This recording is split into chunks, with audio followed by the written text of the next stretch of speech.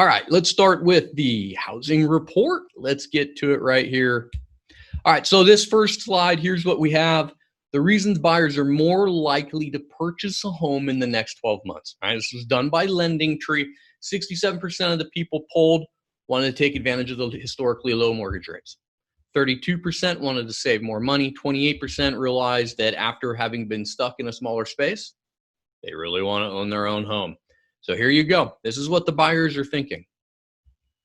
Here's the historically low mortgage rates, and this chart's going to break this down for us by decade. All right, so it's an average rate in the 70s, 8.86%, in the 80s, 12.7%. How quickly would everybody lose their minds today if we hit 6%, let alone 12%? All right, in the 90s it was 8.12, the 2000s 6.29, in the 2010, 2000 teens 4.09. We've been bouncing around there.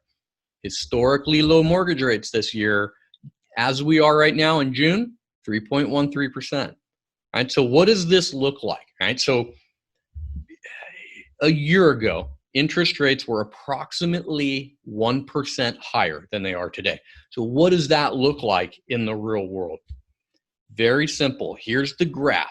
All right, so this is a chart that's going to show us what an approximate monthly payment would be based on the interest rate, which is your x-axis across the top, and the loan amount for the home you're looking to buy as the y-axis on the left. All right, so let's say that we want to buy $1 million home in Carmel Valley. It's a starter home. There's a 1% difference in the mortgage interest rates. All right, so at 3.09%, 3.13%, you go ahead and qualify, and what we're looking at here is actually 3.5%, because when this chart was made, they didn't really foresee it going under 3.5. But let's say that it was at 3.5. We're basically going to be illustrating a 1% difference here, okay? The monthly payment for $1 million loan at 3.5% is approximately $4,490 a month. If the interest rate jumped up 1% from 3.5% to 4.5%, 1% interest rate increase, there's your purchase power. You just lost $100,000 worth of purchase power. You can no longer buy that $1 million home. You're now going to be probably under $900,000, probably a little bit under $100,000. You didn't do anything. Interest rates change. You're no longer buying that house. Go buy a townhouse now. Right? That's the real world impact of what we're talking about.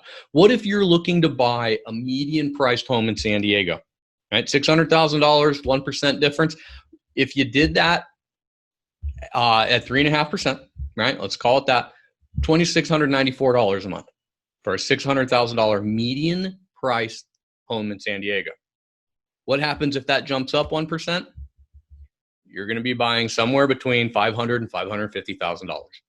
That is more than likely bumping you out of your ability to buy a single family residence to now you're looking at a condo or a townhome. And again, you didn't do anything. Interest rates just went up by 1%. So ladies and gentlemen, this is the opportunity that home buyers have right now. If these interest rates go back up, that's the real world impact right there. All right, so let's take a look at percentage of income needed for a mortgage payment. All right, so the historic norm is 21.2%. We know that in June of 2018, 2 years ago, it was 18.2%. We know that today it's 14.6%. Homes are very, very affordable these days. Here's the housing affordability index for you, right? This is the median priced home versus the median income. Right? Now, this is national, so keep this in mind, right? But here's what we're looking at. Where we are today is 172. That's the score on the index. We haven't seen numbers like we've seen since 2015, since the Great Recession, since the housing crisis that started in 2008. The affordability index was so high there because distressed properties dominated the market. That's not the case today, ladies and gentlemen. Homes are simply more affordable. All right, so going to the on the ground in San Diego, in California, let's update this graph. So this is the impact of COVID-19 on showings. These are buyers out actively looking at homes in California. All right, so here's what we're looking at. The gray line is from 2019. This is a rolling 1 week average based off of a 0 at January 1st, okay? So what we have at this point, as of June 14th of last year, we had a 41% increase from the beginning of the year, right? Solid. Here's what we've looked at this year. Started off nicely, got to the coronavirus, whoop, down to nothing. Everybody stayed at home. Everybody was respecting the stay-at-home orders, etc. All right, we got into April and we started picking it back up. Today, we are 91.9% higher than we were at the beginning of the year. We are, what is that, 51% higher in 2020, in June of 2020, than we were in June of 2019. The buyers are there, ladies and gentlemen. They are out looking. And you want to know the interesting thing? I would estimate at a minimum 70%, max maybe 90% of the buyers in San Diego County do not know that the housing market is back. Those of you that have heard me say this before, those of you that I've had a conversation about with you about this, those of you that are watching this now, you have a huge advantage over the people that don't know this has come back. All right, so here's the on-the-ground numbers in San Diego County. All right, so this is a mixed bag. All right, and this is where we really want to start paying attention. What we're looking at here are the number of new listings. This is an average per week going back to the beginning of March through today. We know that around the 18th or the 19th, that's when the stay-at-home order came. So we're going to see that indicated by this third bar here on the left. We know that the stay-at-home order came and new listings simply dropped down. We had not a lot of anything going on. We know that we got into the month of May. That's when the openings all started.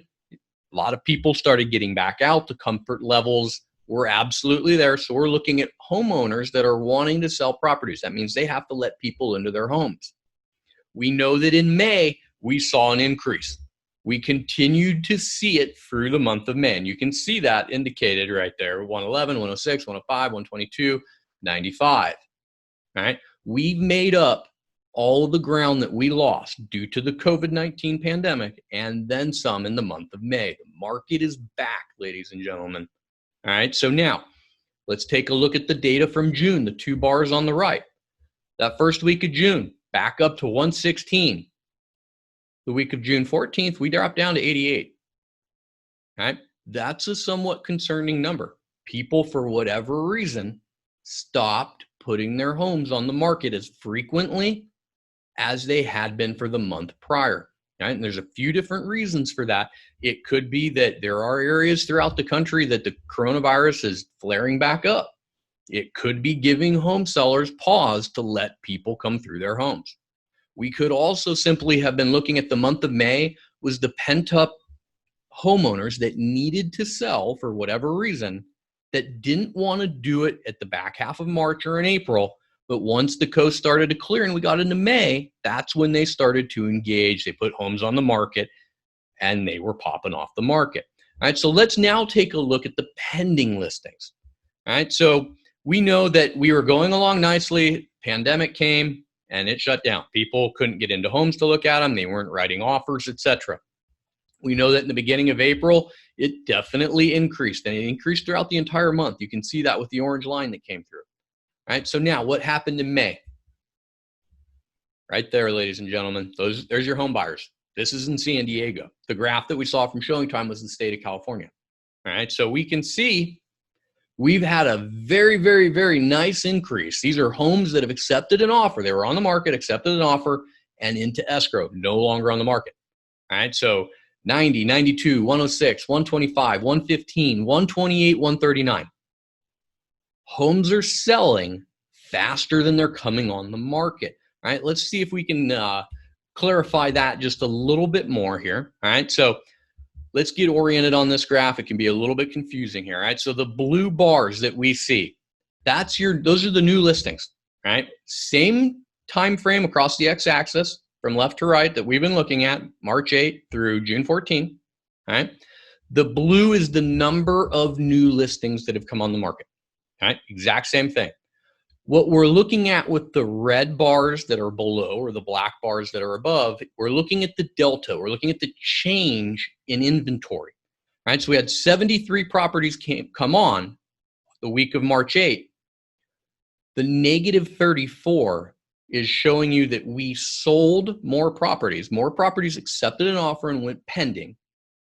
then we're coming on the market. So when we see red underneath that blue, that means we are losing inventory. We have fewer and fewer homes for sale.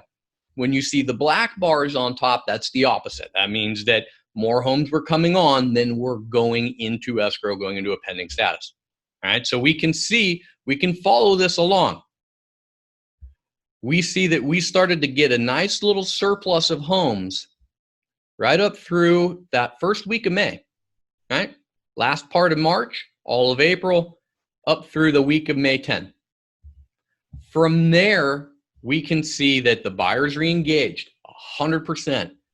We lost down -1, lost 3, down 20, down 12. This past week, down 51.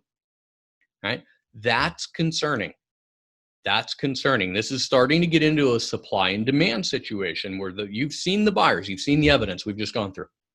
You've also seen the lack of homes, or not as many are coming on the market as we need to see. All right, so this is going to be interesting to see how this goes through the month of June. We can see those last 4 weeks, 122.95, 116.88. Right, it's popping around. We need to see what's going on here. All right, so June projections. Right, we're over halfway through the month. The data through at least the 14th is stabilized at this point. So what are some of the projections at the halfway point? New listings taken, we're projecting 2328. That's a 50% decrease from last year in the month of June. Those numbers are December-like numbers. In December, home sellers do not put their homes on the market unless they have a good reason to. All right, that is a historically slow month here in San Diego. All right, that's our new listings for the month of June. Pending, right? We're projecting 3660. That's almost a 20% increase. Those are May-like numbers. Remember, in last week's episode, we went through some of this last couple weeks, right? And we've said the summer is the new spring. Now we're starting to see a second month worth of projections. And what is this going to play out like? New listings last month were looking like February, March. Now we have more data. Now it's looking like December. That's not a good thing, right? Pending sales, buyers are there. They're buying. They're cranking, right? May numbers, solid stuff. What about projections for the total sold? We're projecting 1219. That's a 21.5% decrease from last year. Those are February, March-like numbers, right? So we have a mixed bag here. The new listings are not coming on as fast as we need them to come on. Ladies and gentlemen, if you're a homeowner and you've had thoughts of moving up or moving down, now is the time to make this happen. Cash out your equity, move up. Cash out your equity, move down, put it in the bank. Do whatever you want to do with the equity that you're cashing out. Right? This is the opportunity that you guys have. You've seen the evidence before this about home buyers. They're there, they're ready, and it's a historical opportunity for them. Right? If you've had thoughts about buying or about selling your property, call me, text me, email me. Let's have a discussion about this. Chances are I have a buyer already that's looking for a home just like yours. All right, so let's talk about home equity. All right, so what we have here on this map, this is the home equity gain so far in the last year, okay? If we look in California, that's an $18,000 increase. That's equity gain. You got that for buying your house. Nice job. I'd be down with being $18,000 richer. I'm pretty sure you would too, right? And so the average increase, 6.5% over the last year. This gives homeowners a tremendous number of opportunities, right? Thinking about moving up, moving down, thinking about an investment property. Are you in a position where you currently don't have a job due to the pandemic and due to the repression that we've all gone through here with the economy? Right? That equity can sustain homeowners. That's why that's important. And remember, we've been talking about this for at least the last 4 or 5 episodes. The average mortgage in the United States has $177,000 worth of equity as of the beginning of the year. Right? That's a tremendously great number. Great number. Right? So if we take a look at mortgage forbearance and home equity, all right, we can look and see homeowners who have applied for and are taking advantage of a mortgage forbearance due to this pandemic, 59% of them have at least 30% equity. 18% are between 20 to 30%. 13% of these homeowners have 10 to 20% equity in their property. All right, you can see the rest there. But of all those active forbearances, which are past due on their mortgage payment, 90% of them have at least 10% equity in the home. That's great news for the housing market. Those of you that are hoping for short sales and foreclosures, it's not good news for you because there's nothing indicating they're coming right now. All right, here's a quote from Black Knight. The high level of equity provides options for homeowners, policymakers, mortgage investors, and servicers in helping to avoid downstream foreclosure activity and default-related losses. Great news for homeowners. Great news for homeowners.